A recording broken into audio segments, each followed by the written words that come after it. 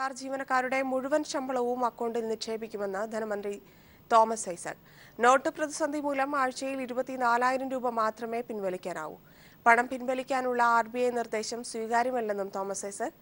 Not പ്രതിസന്ധിയിൽ സംസ്ഥാനത്തെ ബാങ്കുകൾക്ക് സുരക്ഷ നൽകണമെന്നാവശ്യപ്പെട്ട് പോലീസുമാർക്കും ബാങ്ക് അധികൃതരുടെ കത്ത്. ഷീജ ചേരുന്നു. ഷീജ, വാർത്തയുടെ കൂടുതൽ വിശദാംശങ്ങൾ. ധന്യ, നോട്ട് പ്രതിസന്ധി കാരണം സംസ്ഥാന സർക്കാർ ജീവനക്കാരുടെ ശമ്പളവും പെൻഷനും പൂർണ്ണമായും നൽകാൻ സംസ്ഥാന സർക്കാരിന്റെ പക്കൽ കറൻസി ഇല്ലാത്തത് വലിയ തോതിലായിരുന്നു നിലവിൽ ഇപ്പോൾ പ്രതിസന്ധി സൃഷ്ടിക്കുന്നത്. ഈ ഒരു സാഹചര്യത്തിലാണ് RBIയുടെയും അതോടൊപ്പം തന്നെ മറ്റ് ബാങ്ക് പ്രതിനിധികളുടെയും യോഗം തിരുവനന്തപുരത്ത് ചേർന്നത്. ബാങ്ക് പ്രതിനിധികൾ ധനമന്ത്രിയുമായും ധനസെക്രട്ടറിയുമായും കൂടിക്കാഴ്ച നടത്തി. ഇതിലാണ് ഈ വിഷയത്തിൽ ശമ്പളത്തിന്റെ കാര്യത്തിൽ കാര്യങ്ങൾ ഏകദേശ ധാരണയിലേക്ക് എത്തിയത്. എന്നാൽ ധനമന്ത്രി വ്യക്തമാക്കിയത് ശമ്പളവും പെൻഷനും മുടങ്ങുന്ന ഒരു സാഹചര്യം ഇപ്പോഴേതായാലും സംസ്ഥാനത്തില്ല. ഇത് കൃത്യമായി തന്നെ അവരുടെ ബാങ്ക് അക്കൗണ്ടുകൾ ജീവനക്കാരുടെ ബാങ്ക് അക്കൗണ്ടുകളിലേക്ക് എത്തുന്നതായിരിക്കും. എന്നാൽ 24,000 രൂപ മാത്രമേ പിൻവലിക്കാൻ സാധിക്കൂ എന്നുള്ളതാണ് ഇതിൽ വലിയ പ്രതിസന്ധി സൃഷ്ടിക്കാൻ പോകുന്നത്. അതോടൊപ്പം തന്നെ ഇത്തരത്തിൽ 24,000 രൂപ ഓരോരുത്തരും പിൻവലിക്കുകയാണെങ്കിൽ നേരിട്ട് ബാങ്കുകളിലെത്തി മാത്രമേ ഇവർക്ക് ആ രീതിയിൽ പിൻവലിക്കാനും സാധിക്കുകയുള്ളൂ. ഈ തുക കുറയ്ക്കണം എന്നുള്ളതാണ് RBI സംസ്ഥാന സർക്കാരിനോട് ആവശ്യപ്പെട്ടത്. എന്നാൽ ഇത് അംഗീകരിക്കാൻ സംസ്ഥാന സർക്കാർ തയ്യാറായില്ല. മറിച്ച് 24,000 രൂപ എന്നുള്ള പരിധി ഉയർത്തി തരണം എന്നുള്ളതാണ് സംസ്ഥാന സർക്കാർ കേന്ദ്രത്തിനും RBIക്കും മുന്നിൽ വെച്ച നിബന്ധന. എന്നാൽ ഇത് RBI പ്രതിനിധികൾ അംഗീകരിച്ചില്ല. ഈ സാഹചര്യത്തിലാണ് 24,000 രൂപയിൽ നിന്ന് തുക കുറയ്ക്കാൻ സാധിക്കില്ല എന്നുള്ളത് സംസ്ഥാനവും വ്യക്തമാക്കിയത്. ഏതായാലും ശമ്പളവും പെൻഷനും ഈ മാസത്തെ ശമ്പളവും പെൻഷനും നൽകുവാൻ വേണ്ടി 24,000 കോടി രൂപയാണ് സംസ്ഥാന സർക്കാർ RBIയോട് ആവശ്യപ്പെട്ടിട്ടുള്ളത്. അത് 1,200 കോടി രൂപ ട്രഷറിക്കും 1,200 കോടി രൂപ ബാങ്കിനുമായാണ് സംസ്ഥാനം ആവശ്യപ്പെട്ടത്. എന്നാൽ ആദ്യഘട്ടം നൽകുവാൻ വേണ്ടി 1,000 കോടി രൂപ നൽകാം എന്നുള്ളതാണ് ഇപ്പോൾ RBI സംസ്ഥാന സർക്കാരിന് നൽകിയിട്ടുള്ള ഉറപ്പ്. ഇത് നാളെ രാവിലെ തന്നെ ബാങ്കുകളിൽ ലഭ്യമാക്കും എന്നുള്ളതാണ് RBI അറിയിച്ചിട്ടുള്ളത്. അതുകൊണ്ട് ഇത്തരത്തിൽ ശമ്പളത്തിനും അതോടൊപ്പം തന്നെ പെൻഷനും ബുദ്ധിമുട്ടൊന്നും തന്നെ ജനങ്ങൾക്ക് അനുഭവപ്പെടില്ല. പക്ഷേ ഇത് പിൻവലിക്കുന്നതിലാണ് വലിയ ഒരു പ്രതിസന്ധി അനുഭവപ്പെടാൻ പോകുന്നത്. മറ്റൊന്ന്, ഈ മാസം ഡിസംബർ അവസാനത്തോടു കൂടി സാമ്പത്തിക ഞെരുക്കം സംസ്ഥാനത്ത് വലിയ തോതിൽ ബാധിക്കും. പ്രത്യേകിച്ചും ഉത്സവ ബത്തകൾ ഒക്കെ നൽകേണ്ട ഒരു സമയമാണ്. അത് വലിയ തോതിൽ പ്രതിസന്ധിയിലാകും. അതോടൊപ്പം തന്നെ വരുമാനത്തിൽ സംസ്ഥാന സർക്കാരിന്റെ നികുതി വരുമാനം ഗണ്യമായി കുറഞ്ഞിരിക്കുന്ന ഒരു സാഹചര്യത്തിൽ ജനുവരിയിൽ ശമ്പളം നൽകുന്നത് വലിയ പ്രതിസന്ധി തന്നെയാണ് സംസ്ഥാനത്തിനെന്നും അദ്ദേഹം വ്യക്തമാക്കി. അത് മറികടക്കണമെങ്കിൽ കേന്ദ്രം സംസ്ഥാനത്തിന് കടം നൽകിയാൽ മാത്രമേ അത് മറികടക്കാൻ സംസ്ഥാന സർക്കാരിന് സാധിക്കൂ എന്നും ധനമന്ത്രി വ്യക്തമാക്കി. ധന്യ. ശ്രീജയാണ് വിശദാംശങ്ങൾ നൽകിയത്. സംസ്ഥാനത്തെ സഹകരണ ബാങ്കുകളിലെ വായ്പകൾക്ക് 4 മാസത്തേക്ക് മൊറട്ടോറിയം പ്രഖ്യാപിച്ചു. ഇന്ന് ചേർന്ന മന്ത്രിസഭാ യോഗത്തിലാണ് ഇത് സംബന്ധിച്ച് തീരുമാനമെടുത്തത്. അതേസമയം സഹകരണ ബാങ്കുകളിൽ മാർച്ച് 31-നകം ഏകീകൃത സോഫ്റ്റ്വെയർ കൊണ്ടുവന്ന് കോ ബാങ്കിംഗ് നടപ്പാക്കുമെന്ന് സഹകരണ മന്ത്രി കടകംപള്ളി സുരേന്ദ്രൻ പറഞ്ഞു. പ്രാഥമിക സഹകരണ ബാങ്കുകൾ KYC IT നിബന്ധനകൾ പാലിച്ച് പ്രവർത്തിക്കുന്നുവെന്നും കടകംപള്ളി സുരേന്ദ്രൻ വ്യക്തമാക്കി. തിരുവനന്തപുരത്ത് ചേർന്ന സെൻട്രൽ ബാങ്ക് കോൺഫറൻസ് യോഗ തീരുമാനങ്ങൾ വിശദീകരിക്കുകയായിരുന്നു മന്ത്രി. സംസ്ഥാനത്തെ സഹകരണ മേഖലയിലെ പ്രതിസന്ധി ചർച്ച ചെയ്യാനാണ് മുഖ്യമന്ത്രി പിണറായി വിജയന്റെ അധ്യക്ഷതയിൽ സെൻട്രൽ ബാങ്ക് കോൺഫറൻസ് തിരുവനന്തപുരത്ത് നടന്നത്. സഹകരണ ബാങ്കുകളെ ആകെ തങ്ങളുടെ നിയന്ത്രണത്തിൽ കൊണ്ടുവരാനാണ് RBI ശ്രമിക്കുന്നതെന്ന് പറഞ്ഞ മുഖ്യമന്ത്രി സഹകരണ ബാങ്കുകൾക്ക് ഏകീകൃത സോഫ്റ്റ്വെയർ കൊണ്ടുവരണമെന്നടക്കമുള്ള നിരവധി നിർദ്ദേശങ്ങളും യോഗത്തിൽ മുന്നോട്ട് വെച്ചു. RBIയുടെ നിയന്ത്രണം അംഗീകരിക്കാതിരിക്കുന്നത് അതിൻ്റെ ഭാഗമായിട്ട് ഈ സ്ഥാപനങ്ങളെല്ലാം കുത്തഴിഞ്ഞ മട്ടിലാണ്. ആ സഹകരണ സംഘങ്ങളെ ആകെ നിയന്ത്രിക്കാൻ RBI വരുമ്പോൾ അതിൻ്റെ ജനായത്ത രീതി നഷ്ടപ്പെട്ടു. പ്രാഥമിക ബാങ്കുകൾക്ക് ജില്ലാ സംസ്ഥാന സഹകരണ ബാങ്കുകൾ വേണ്ട സാമ്പത്തിക സഹായം ചെയ്യണമെന്നും മുഖ്യമന്ത്രി ആവശ്യപ്പെട്ടു. റുപ്പായ കാർഡ് വഴി സഹകരണ ബാങ്കുകളിലെ ഇടപാടുകാർക്ക് സൗകര്യമൊരുക്കണമെന്നും മുഖ്യമന്ത്രി നിർദ്ദേശിച്ചു. മുഖ്യമന്ത്രിയുടെ നിർദ്ദേശങ്ങൾ അനുസരിച്ചുള്ള തീരുമാനങ്ങളാണ് യോഗത്തിൽ ചർച്ച ചെയ്ത് കൈക്കൊണ്ടതെന്ന് സഹകരണ മന്ത്രി കടകംപള്ളി സുരേന്ദ്രൻ പറഞ്ഞു. 1,624 കോടി രൂപയുടെ പഴയ കറൻസി സഹകരണ ബാങ്കുകളിൽ ഉണ്ട്. ഇത് മാറ്റിയെടുക്കാൻ RBIയെ സമീപിക്കാനും യോഗത്തിൽ തീരുമാനമായി. ബാങ്ക് ഇടപാടുകളിലെ പ്രതിസന്ധി തരണം ചെയ്യാൻ മിറർ അക്കൗണ്ട് പോലെയുള്ള ബദൽ പണവിനിമയ മാർഗങ്ങൾ സ്വീകരിക്കുമെന്നും കടകംപള്ളി സുരേന്ദ്രൻ പറഞ്ഞു. സഹകരണ ബാങ്കുകളിൽ ഒരു ഏകീകൃതമായിട്ടുള്ള സോഫ്റ്റ്വെയർ കൊണ്ടുവരണം എന്നുള്ളതാണ് ഗവൺമെൻറ് ഉദ്ദേശിക്കുന്നത്. ഇത്തരം ആക്ഷേപങ്ങളിൽ നിന്നെല്ലാം മാറി നിൽക്കാനായിട്ട് സാധിക്കും. അത് വരുന്ന മാർച്ച് 31-നകത്ത് അതിനാവശ്യമായിട്ടുള്ള നടപടികൾ സ്വീകരിക്കണം എന്നാണ് ഇന്നിപ്പോൾ കണ്ടിട്ടുള്ളത്. ഈ KYC നിബന്ധന നമ്മുടെ പ്രാഥമിക ബാങ്കുകൾ പാലിക്കുന്നില്ല എന്നുള്ളതാണ് ആ ആക്ഷേപത്തിന് അറുതി വരുത്തണമെന്ന് തീരുമാനിച്ചിട്ടുണ്ട്. KYC നിബന്ധന, IT നിബന്ധനകൾ ഇതെല്ലാം നമ്മുടെ സംസ്ഥാനത്തെ പ്രാഥമിക ബാങ്കുകൾ പാലിക്കുന്നതിന് വേണ്ടിയിട്ടുള്ള തീരുമാനമെടുത്തിട്ടുണ്ട്. ഗൃഹസന്ദർശനം, സഹകരണ സംരക്ഷണ മാസാചരണം, നിക്ഷേപ സമാഹരണ പരിപാടി എന്നിവ സംഘടിപ്പിക്കാനും സെൻട്രൽ ബാങ്ക് കോൺഫറൻസിൽ തീരുമാനമായി. അതേസമയം സഹകരണ ബാങ്കുകളിലെ വായ്പകൾക്ക് മാർച്ച് 31 വരെ മൊറട്ടോറിയം പ്രഖ്യാപിക്കാൻ മന്ത്രിസഭാ യോഗത്തിൽ തീരുമാനിച്ചു. News bureau, Thiruvananthapuram.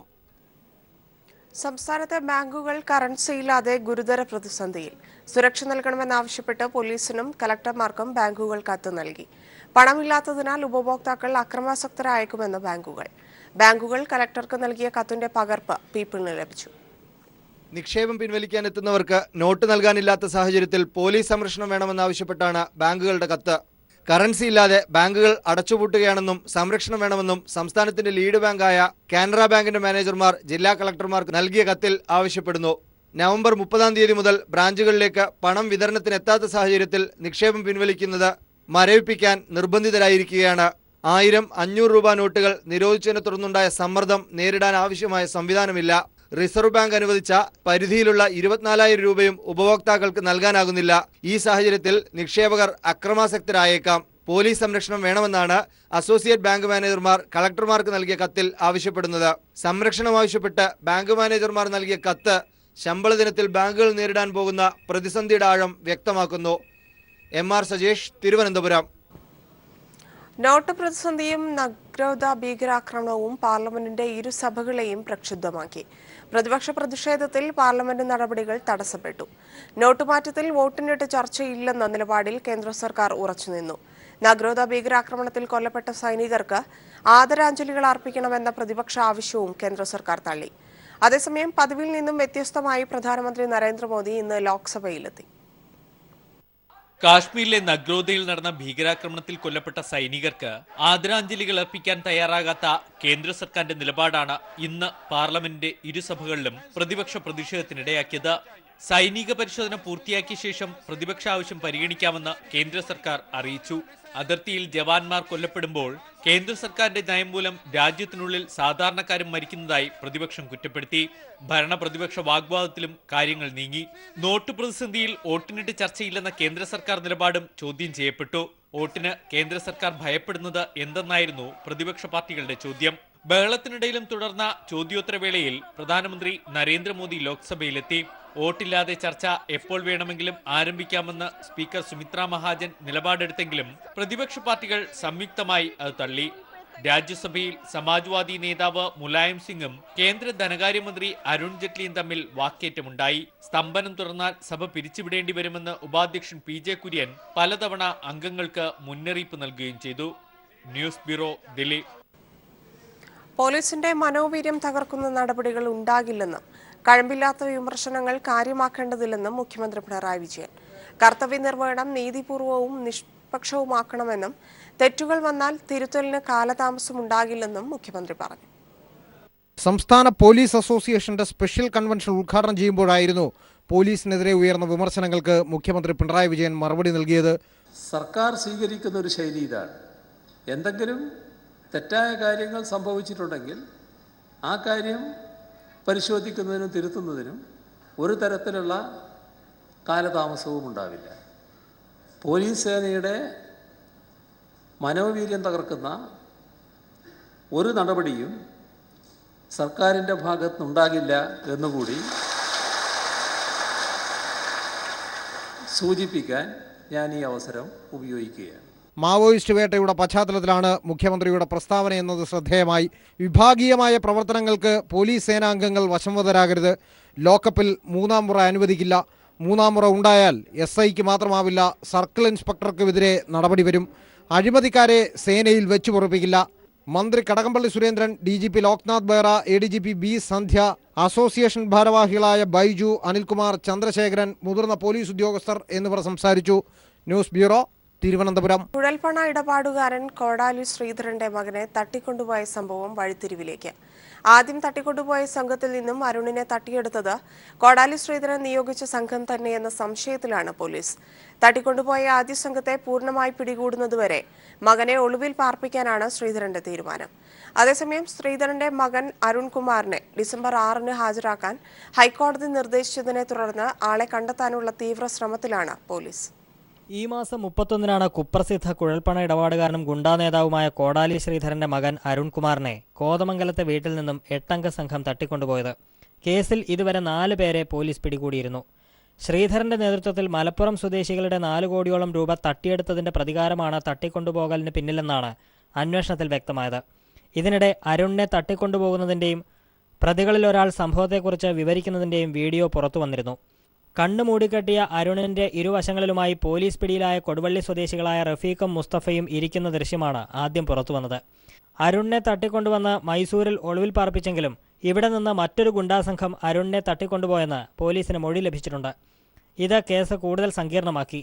തട്ടിക്കൊണ്ടുപോകൽ സംഘം ചിത്രീകരിച്ച ദൃശ്യം കോടാലി ശ്രീധരന്റെ വീട്ടുകാർക്ക് എങ്ങനെ ലഭിച്ചുവെന്നത് സംബന്ധിച്ച് നിരവധി സംശയങ്ങളാണ് ഉയരുന്നത്. ദൃശ്യം പോലീസിനെ ഏൽപ്പിക്കാൻ വീട്ടുകാർക്ക് നിർദ്ദേശം നൽകിയത് ശ്രീധരനാണെന്നും മകനെ കടത്തിയ സംഘത്തെ കീഴ്പ്പെടുത്തി അവരുടെ ഫോണിൽ നിന്നും ദൃശ്യങ്ങൾ ഇയാൾ കൈക്കലാക്കിയതാണെന്നും സംശയങ്ങൾ ബലപ്പെടുന്നുണ്ട്. അങ്ങനെയെങ്കിൽ തട്ടിക്കൊണ്ടുപോകൽ ആസൂത്രണം ചെയ്തവർ ഉൾപ്പെടെയുള്ള മുഴുവൻ പ്രതികളെയും അറസ്റ്റ് ചെയ്യുന്നതുവരെ കോടാലി ശ്രീധരനും മകനും ഒളിവിൽ കഴിയുമെന്നും വിലയിരുത്തപ്പെടുന്നുണ്ട്.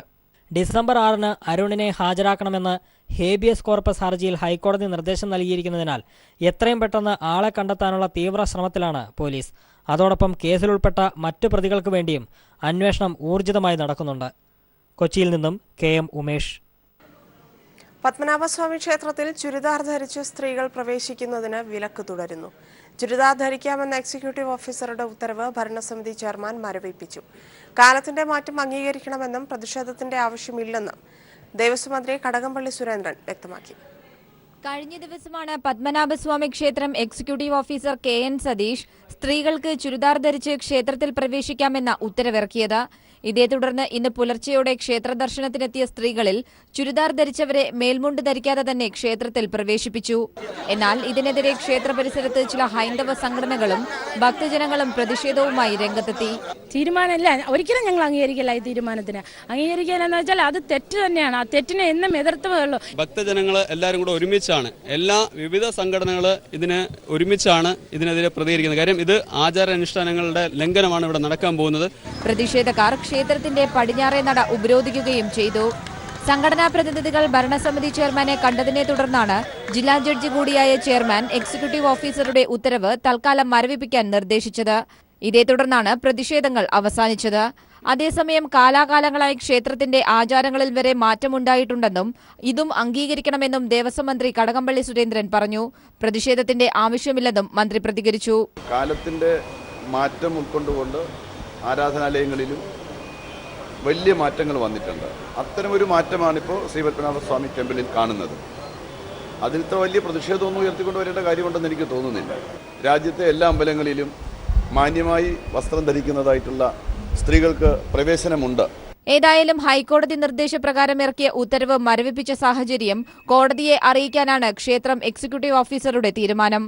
News bureau, Thiruvananthapuram. ബാർക്കോഴ കേസിൽ 2 മാസത്തിനകം അന്തിമ റിപ്പോർട്ട് നൽകണമെന്ന് വിജിലൻസിനോട് കോടതി. അന്തിമ റിപ്പോർട്ട് നൽകാൻ വിജിലൻസ് 4 മാസത്തെ സമയം ആവശ്യപ്പെട്ടിരുന്നു. ജനുവരി 30-ന് കേസ് വീണ്ടും പരിഗണിക്കാം. രാജ്യത്തെ എല്ലാ തിയേറ്ററുകളിലും സിനിമ തുടങ്ങുന്നതിന് മുൻപ് ദേശീയഗാനം അവതരിപ്പിക്കണമെന്ന് സുപ്രീംകോടതി. തിയേറ്ററിനുള്ളിലുള്ളവർ എഴുന്നേറ്റ് നിന്ന് ബഹുമാനം പ്രകടിപ്പിക്കണമെന്നും സുപ്രീംകോടതി. ഒരാഴ്ചയ്ക്കുള്ളിൽ ഉത്തരവ് നടപ്പാക്കണമെന്നും കോടതി നിർദ്ദേശിച്ചു. രാജ്യത്തെ മുഴുവൻ തിയേറ്ററുകളിലും സിനിമ തുടങ്ങും മുമ്പ് നിർബന്ധമായും ദേശീയഗാനം കേൾപ്പിക്കുകയും സ്ക്രീനിൽ ദേശീയ പതാകയുടെ ദൃശ്യം പ്രദർശിപ്പിക്കുകയും ചെയ്തിരിക്കണമെന്നാണ് സുപ്രീം കോടതി ഉത്തരവിട്ടത്. തിയേറ്ററിനുള്ളിലുള്ള മുഴുവൻ ആളുകളും ഈ സമയം എഴുന്നേറ്റ് നിന്ന് ആദരവ് പ്രകടിപ്പിക്കണമെന്നും കോടതി വ്യക്തമാക്കി. ദേശീയഗാനം അവഹേളിക്കുന്നത് തടയണമെന്നും ആലപിക്കുന്നത് സംബന്ധിച്ച് കൃത്യമായ മാർഗനിർദ്ദേശം വേണമെന്നും ആവശ്യപ്പെട്ടുള്ള പൊതുതാൽപര്യ ഹർജി പരിഗണിച്ചാണ് സുപ്രീം കോടതി ഉത്തരവ്. ഉത്തരവ് ഒരാഴ്ചയ്ക്കുള്ളിൽ നടപ്പാക്കണമെന്ന് ജസ്റ്റിസ് ദീപക് മിശ്ര, അമിതാവ് റോയ് എന്നിവരുടെ ബെഞ്ച് വ്യക്തമാക്കി. ഇത് സംബന്ധിച്ച നിർദ്ദേശം ചീഫ് സെക്രട്ടറിമാർക്ക് കൈമാറുമെന്നും കേന്ദ്ര സർക്കാർ കോടതിയിൽ അറിയിച്ചു. ദേശീയഗാനവും പതാകയും വാണിജ്യ വിനോദ പരിപാടികൾക്ക് ഉപയോഗിക്കരുതെന്നും കർശന നിർദ്ദേശമുണ്ട്. തിയേറ്ററുകളിൽ ദേശീയഗാനം വയ്ക്കുന്നതിലെ ശരിതെറ്റുകൾ സംബന്ധിച്ച ചർച്ചകൾ പുതിയ തലത്തിൽ എത്തിച്ചുകൊണ്ടാണ് പരമോന്നത നീതിപീഠത്തിന്റെ തീർപ്പാക്കൽ ഉത്തരവ്. മനുശങ്കരൻ, ന്യൂസ് ബ്യൂറോ, ദില്ലി. തലശ്ശേരി ഫസൽ വധത്തിന് പിന്നിൽ RSS ആണെന്ന പോലീസ് തന്നെ കൊണ്ട് മർദ്ദിച്ചു പറയിപ്പിച്ചതാണെന്ന് സുനീഷ് കോടതിയിൽ പറഞ്ഞത് അഭിഭാഷക നിർദ്ദേശപ്രകാരമുള്ള അഭിനയമെന്ന് തെളിയുന്നു. 19-ന് പോലീസ് കസ്റ്റഡിയിൽ നിന്നും ജയിലിലെത്തുമ്പോൾ സുബീഷിന് ശാരീരിക ആവശ്യതകൾ ഒന്നുമില്ലായിരുന്നുവെന്ന് തെളിയിക്കുന്ന ദൃശ്യങ്ങൾ പുറത്തുവന്നു. ഫസൽ വധത്തിന് പിന്നിൽ RSS പ്രവർത്തകരാണെന്നും താൻ ഉൾപ്പെടെയുള്ളവർക്ക് ഫസൽ വധവുമായി ബന്ധമുണ്ടെന്നും പോലീസിൽ മൊഴി നൽകിയ RSS പ്രവർത്തകൻ കുപ്പി സുബീഷിന്റെ 19-ാം തീയതി ജയിലിൽ നിന്നുള്ള ദൃശ്യങ്ങളാണിത്. 19-ാം തീയതി വരെ മാത്രമാണ് സുബീഷ് പോലീസ് കസ്റ്റഡിയിൽ ഉണ്ടായിരുന്നത്. ശാരീരികമായി ജയിലിലെത്തുന്നതുവരെ സുബീഷിന് യാതൊരു പ്രശ്നങ്ങളും ഉണ്ടായിരുന്നില്ലെന്ന് തെളിയിക്കുന്ന ദൃശ്യങ്ങളാണിത്. 22-ാം തീയതി അഭിഭാഷകൻ സുബീഷിനെ ജയിലിൽ സന്ദർശിച്ച ശേഷം 25-ാം തീയതി കോടതിയിലെത്തിയപ്പോഴായിരുന്നു സുബീഷ് അഭിനയം തുടങ്ങിയത്. തന്നെ പോലീസ് മർദ്ദിച്ചവശനാക്കിയാണ് മൊഴി നൽകിച്ചതെന്നായിരുന്നു കോടതിയിൽ സുബീഷ് പറഞ്ഞത്. മുടന്തിയുള്ള നടത്തവും ഇതിനുശേഷമാണ് തുടങ്ങിയത്. മാധ്യമങ്ങളെയും കോടതിയെയുമെല്ലാം തെറ്റിദ്ധരിപ്പിക്കാനുള്ള നാടകീയ രംഗങ്ങളായിരുന്നു അതെന്ന് തെളിയിക്കുന്ന ദൃശ്യങ്ങളാണിവ. പോലീസ് കസ്റ്റഡിയിൽ 19-ാം തീയതി മജിസ്ട്രേറ്റിന് മുന്നിൽ ഹാജരാക്കിയപ്പോഴും പോലീസിന്റെ നടപടികളിൽ യാതൊരു പരാതികളുമില്ലെന്നായിരുന്നു സുബീഷ് പറഞ്ഞത്. വൈദ്യപരിശോധനാ റിപ്പോർട്ടിലും ശാരീരിക പ്രശ്നങ്ങൾ ഒന്നുമില്ലെന്നായിരുന്നു ഫലം. ഇതോടെ സുബീഷിന്റെ മൊഴി പോലീസ് മർദ്ദനം മൂലമാണെന്ന RSS BJP വാദങ്ങളും പൊളിയുകയാണ്. PV Joshila, news bureau, Kannur. വെള്ളിത്തിരയിൽ 100 ചിത്രങ്ങൾ പൂർത്തിയാക്കിയ സുധീർ കരമനയ്ക്ക് യൂണിവേഴ്സിറ്റി കോളേജ് അലൂമിനി അസോസിയേഷൻ സ്വീകരണം നൽകി. 101ാമത്തെ ചിത്രത്തിന്റെ ഷൂട്ടിംഗ് ഇടവേളയിലാണ് സുധീർ കരമന സ്വീകരണത്തിനെത്തിയത്. ചടങ്ങിൽ ലെനിൻ രാജേന്ദ്രൻ, മേജർ രവി, അജു വർഗീസ് തുടങ്ങി ചലച്ചിത്ര രംഗത്തെ പ്രമുഖരും യൂണിവേഴ്സിറ്റി കോളേജ് അധ്യാപകരും സുധീർ കരമനയുടെ സഹപാഠികളും പങ്കെടുത്തു. അലൂമിനി അസോസിയേഷൻ ഭാരവാഹികളായ advocate SP Deepak, G Venugopal, Santhosh Kumar, B Sunil എന്നിവർ പരിപാടികൾക്ക് നേതൃത്വം നൽകി.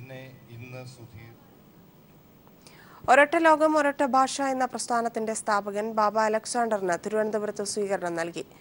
National child law development council ആതിഥേയരായി കാസർഗോഡ് നിന്ന് ആരംഭിച്ച ജാഥയുടെ സമാപനമാണ് തിരുവനന്തപുരത്ത് നടന്നത്. സ്വീകരണ സമ്മേളനം മന്ത്രി G സുധാകരൻ ഉദ്ഘാടനം ചെയ്തു. സാംസ്കാരിക വിനിമയ പരിപാടി മന്ത്രി E ചന്ദ്രശേഖരൻ നിർവഹിച്ചു. ചെമ്മണ്ണൂർ ഇന്റർനാഷണൽ ജ്വല്ലറിയുടെ ഉടമ ബോബി ചെമ്മണ്ണൂരിന് സാമൂഹിക സേവന പുരസ്കാരം നൽകി. ശബരിമല സന്നിധാനത്ത് വളരെ പ്രാധാന്യമുള്ളതാണ് ഗോശാല. അയ്യപ്പന് പാലഭിഷേകത്തിന് വേണ്ട പാല് ഈ ഗോശാലയിൽ നിന്നാണ് കൊണ്ടുപോകുന്നത്. പശുക്കളിൽ പ്രധാന ഇനം കാസർഗോഡൻ കുള്ളൻ പശുക്കളാണ്. തത്വമസിയെ അന്വർത്ഥമാക്കുന്ന രീതിയിൽ സന്നിധാനത്ത് എല്ലാ ജീവജാലങ്ങൾക്കും തുല്യ പ്രാധാന്യമാണുള്ളത്. അയ്യപ്പനെ തൊഴാൻ മാലയിട്ടെത്തുന്ന ഭക്തരോളം തന്നെ പ്രാധാന്യം നൽകുന്നുണ്ട് ഈ ഗോശാലയിലെ മിണ്ടാപ്രാണികൾക്കും. വർഷങ്ങൾക്ക് മുമ്പ് പുറത്തുനിന്നുള്ള പാലെത്തിച്ചായിരുന്നു അയ്യപ്പന് പാലഭിഷേകം നടത്തിയിരുന്നത്. എന്നാൽ കഴിഞ്ഞ കുറച്ചു വർഷങ്ങളായി സന്നിധാനത്തെ ഗോശാലയിൽ നിന്നുള്ള പശുക്കളിൽ നിന്ന് കറന്നെടുത്ത പാലുപയോഗിച്ചാണ് അയ്യപ്പന് പാലഭിഷേകം. പശുക്കളിൽ പ്രധാന ഇനം കാസർഗോഡൻ കുള്ളൻ പശുക്കളാണ്. 3 പശുക്കളും ഒരു കാളയുമാണ് സന്നിധാനത്തുള്ള കാസർഗോഡൻ കുള്ളൻ ഇനത്തിൽപ്പെട്ടവ. അതിനു പുറമെ 5 ആട്, സങ്കര ഇനത്തിൽപ്പെട്ട 3 പശുക്കൾ, 2 കാളകൾ എന്നിവയും ഗോശാലയിലുണ്ട്. ഇതിനു പുറമെ കുറച്ച് കോഴികളും ഇവിടെയുണ്ട്. കാസർഗോഡ് കുള്ളനിനത്തിൽപ്പെട്ട ഒരു പശു കഴിഞ്ഞ ദിവസം പ്രസവിച്ചിരുന്നു. തമിഴ്നാട് തേനി സ്വദേശി വേലുച്ചാമിയാണ് കാലങ്ങളായി ഗോശാലയിലെ പശുക്കളുടെ സംരക്ഷകൻ. News bureau, Sannidhanam.